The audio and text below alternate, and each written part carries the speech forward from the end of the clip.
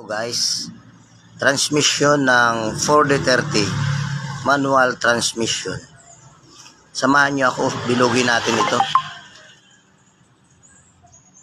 Itong nasa loob ito ang tinatawag na counter gear.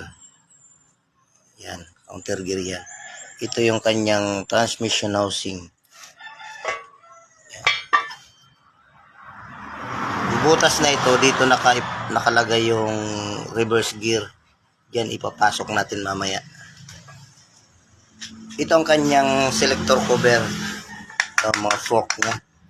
Shifting fork. Ito naman yung main drive. Main shaft. Main shaft pala ito. Ito yung main drive niya. Ito mga sliding hub. Synchronizer. Mga circlip natin. So, may tatlong bulitas.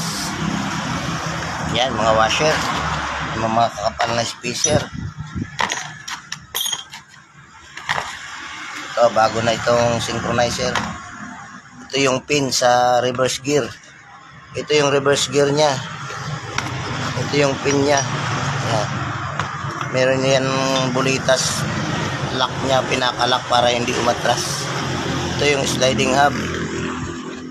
Ito yung kanyang fifth gear.